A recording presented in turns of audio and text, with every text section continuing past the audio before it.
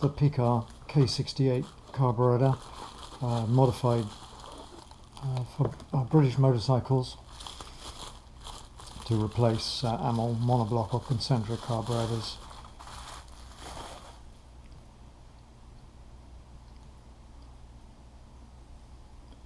I'll show you how to set this carburetor up, fit the throttle cable, change the jets if necessary, and set up the throttle stop and idle mixture screw, pilot air screw.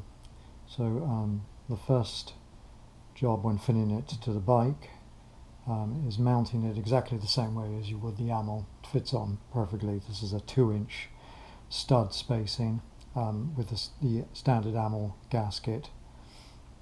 That fits on exactly the same as the old carburetors. For the throttle cable, you remove the screwed top of the carburetor, and for most British bikes we take this throttle cable extension and adjuster off. It tends to get in the way of the fuel tank. There's not usually a lot of clearance between the carburetor and the bottom of the fuel tank on British bikes, their upright engines, so usually we don't use this. It can be shortened if you like, but what we do use is the adjuster, which lives under here. This can just be unscrewed, and the throttle cable adjuster is useful.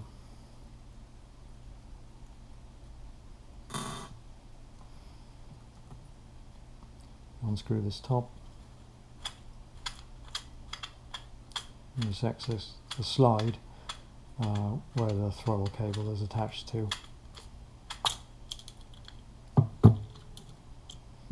Comes off. Throttle return spring, and this piece of wire is just for shipping, for packing. That comes off, but it's attached in the same way as the throttle cable would be. And you'll see there's a little metal bell-shaped cover here that can be slid off.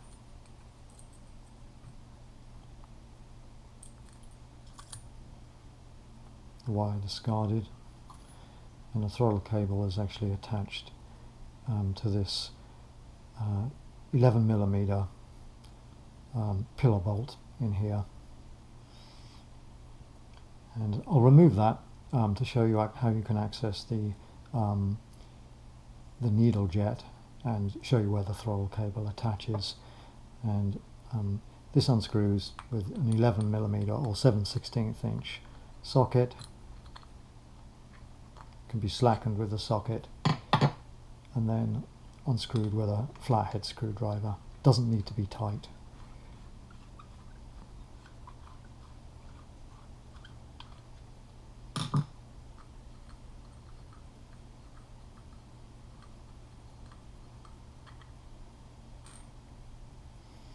Okay, and this is where the throttle cable attaches. You'll see there's a slot, a groove, and a indent where the cable attaches. So basically it fits in like this. I'll show you how to set that up in a minute, but before I do that I'll show you how to access the needle jet to change the positions. And this just slides out of the slide, exactly the same as the Amal, and you'll notice there's 5 slots for the needle position. The standard stock position on these carburetors is the middle or number 3 slot. They're numbered 1 at the top, 5 the bottom slot, and raising the needle up to position 1, for example, lowers the needle, which will lean the mixture. And the reverse is true. If you put the clip in the bottom groove, it raises the needle position, richening the mixture, and this affects mid-range mixture between about 1/3 and 3/4 throttle. which is where you do a lot of your driving, so it's kind of important. And for most British bikes, Triumph 650s, BSA 650s, we've found that the top position is actually the best for this, which is the leanest mid-range mixture. And the clip can be removed with needle nose pliers. Be very careful that you don't lose the clip. It tends to ping off, but basically it's like a circlip. You just will pull out of the slot, there we go, and insert it in the correct position. As I say, yeah, we've had most luck with the mixture in the top slot for British 650 twins, but this you may need to experiment a little bit to find the best position for your bike. Oops, fiddly this. There we go. Make sure that's in correctly, but that's now in the top groove, so the leanest mixture, and it slides back into the slide through a little hole. It's actually held with a little spring-loaded ball bearing in there to keep it in position, keep it under tension. And next thing that goes in is the throttle cable pillar bolt, which screws in there.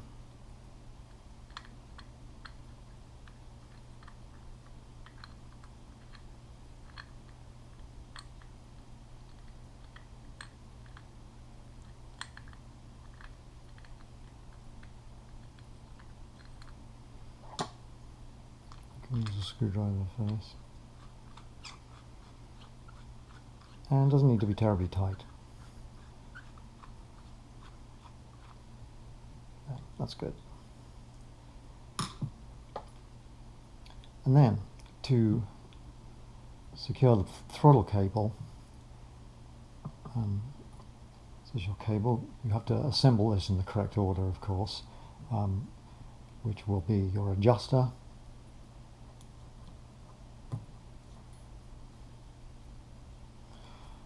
carburetor plastic cap,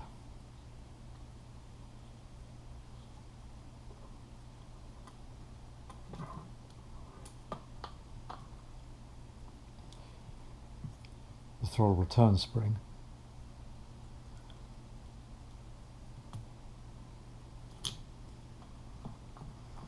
and the little throttle cable bell shaped cover.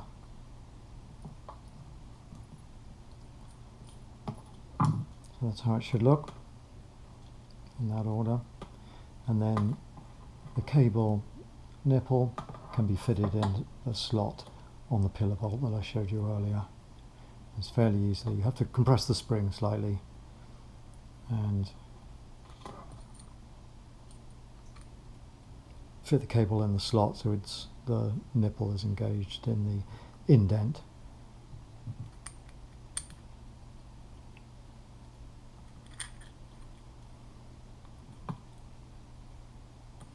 And then the slide can be fitted in the carburetor body.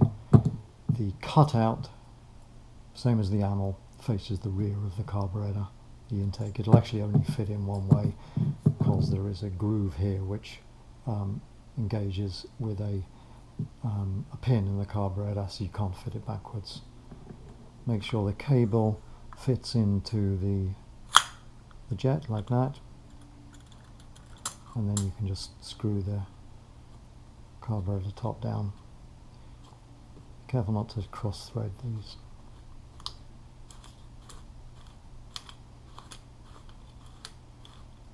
And again, not too tight, just finger tight. There we go, throttle cable. And you have some adjustment with this, and usually with Amal throttle cables there's an adjuster in the cable and up by the throttle, so that should give you plenty of room for adjusting the correct throttle free play. Okay, now you've got the throttle cable fitted and the jet needle in the correct position. I'll show you about the external adjustments on the carburetor. It's very easy to get to. Basically only two adjustments here. The throttle stop screw, which is the horizontal screw here, and the pilot air screw, which adjusts the idle mixture. And we found the best setting to start with for the pilot air screw is about 1 1/4 turns from seated. So what we do is screw it in so the needle is lightly seated, and then simply unscrew it 1 1/4 times. And this seems to be a good starting point for most bikes for the idle mixture. The carburetor should actually come with those settings. Throttle stop screw, again, same as the Amal. Basically, you want the throttle stop screw to just be lifting the slide in the carburetor, and you can do that usually just by placing your finger on the slide and screwing the throttle stop screw in until you can just feel it lifting. So basically it should be just starting to open. That seems to be a good setting. And again, the carburetor that you ordered should come with those settings to start with. While I'm showing you the outside of the carburetor, I'll show you everything else. This is the cold start lever for cold starts. Pull it up. It works like a choke. It's actually an enrichment valve. Close it down for normal running. And on the other side of the carburetor is the tickler button, same as the Amal, for flooding the float chamber. And these both work very well for cold starts. Actually, you can use both or either. Usually we find with twin carburetors, one of these is actually more accessible than the other, and it's quite okay to tickle the left-hand carburetor, which is with the very accessible tickling button, and use the cold start enrichment valve for the right-hand side. Otherwise they can be a little difficult to get to on some bikes. 650 Bonnevilles, for example. These are only for cold starts, of course. And I'll show you how to change the main jet on this carburetor. Again, this is fairly easy. It can be done, well, the carburetor is fitted to the bike. We sell these little screwdrivers, which are very good for undoing the float chamber screws. It just has 2 vertical screws which secure the float chamber, and these little screwdrivers are very good for working in confined spaces under your gas tank, like this. I'll use my regular screwdriver here because we're not in a confined space now. So yeah, basically to remove the float chamber, slacken off the 2 screws, because these are positioned vertically facing downwards, they stay in place actually, which is kind of convenient. They stay in place on the carburetor. And the other one, you can use either a flathead or a Phillips screwdriver for this. Once they're slackened off, the float chamber can be removed, and you get access to the float valve, pilot jet, main jet. Okay. And there is a reusable rubber gasket on these carburetors.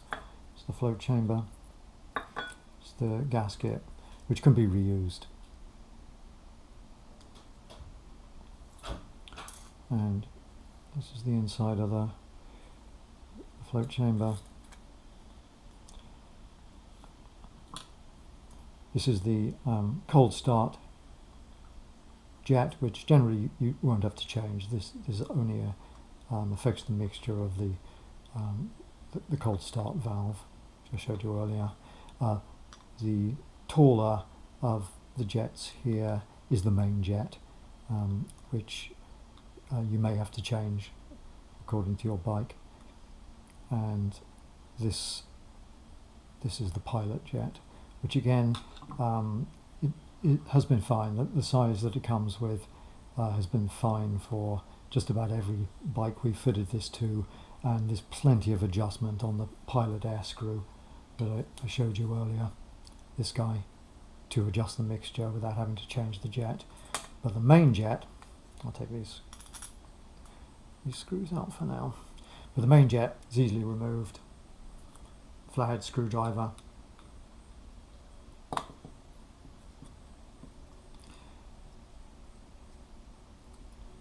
And we sell alternative kits for the different size jets.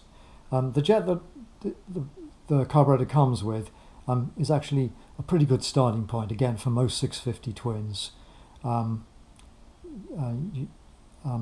For a 350 single, you'll probably need a smaller jet, and for a 500 single, a larger main jet. But this one, this is actually about a 1mm bore size. And Mikuni jets with 5mm threads fit these carburetors, and we sell these kits with a range of jet sizes from 0.88 of a millimeter bore to 1.5mm, which will cover every possible application for British motorcycles. As I say, usually about a 1mm, which is the stock, is about right for a 650 twin. But you may have to do some experimenting to get the right main jet for your bike. Again, this is the main jet, so it influences the throttle position, high speed work basically. Throttle position from about 3/4 to full throttle is affected by the main jet.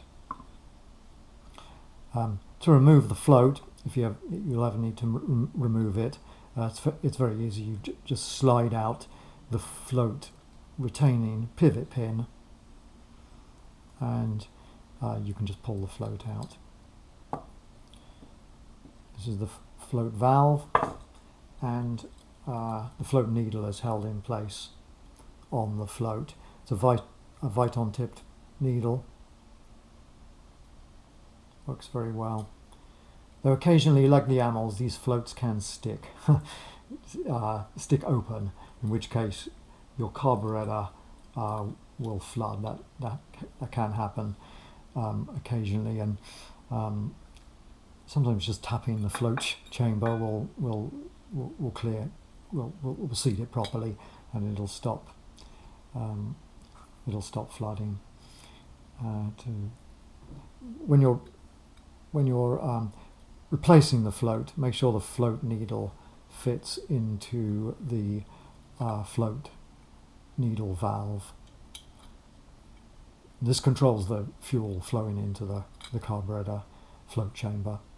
So that's how it should look. Make sure the needle is in the valve correctly.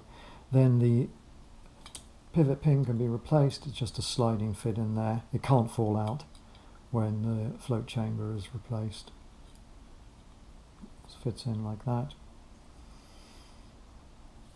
The needle, the idle jet or slow running jet, as I say, basically doesn't need cleaning. If ever you get dirty fuel in the carburetor, it can get blocked and can be cleared out with compressed air. Same with the main jet, compressed air or a very small piece of metal, a piece of wire to clear the jets if ever they get blocked. That's about the only time you really need to access the float chamber, apart to replacing the main jet. Then gasket goes back on. There's a certain position this goes on that is fairly obvious, and as I say, these are reusable.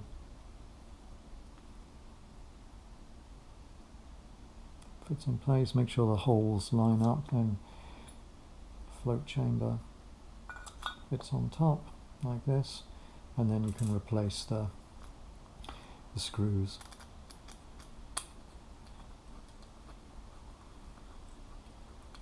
And we have had occasions where we've done this, as I mentioned earlier, and the float, after you've taken the float chamber off, the float tends to stick open and the carburetor will flood.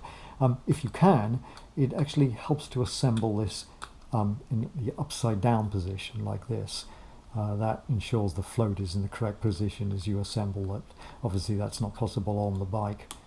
but you may have to be a little careful positioning the float correctly when you refit the float chamber, just to avoid it hanging up. Tighten the 2 float chamber screws. Again, I like to do this with the carburetor upside down if you can. And again, these don't need to be tight. They have a spring washer on them. And just take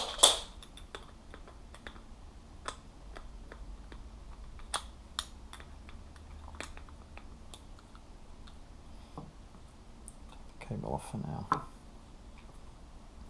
Okay, that's about it. Yep, so that's about how to set up the Pekar K68 for British motorcycles. We sell a rebuild kit for these, which has a replacement float chamber gasket, slide, main jet, float, just about everything you would need for spare parts. We sell this on our eBay store, Amal alternative carburetors. Same with the 15 main jets, that's also available on the eBay store. The carburetor mounting gaskets, and these handy little screwdrivers which are great for removing the float chamber in tight locations on your bike. Okay, well, thank you for watching.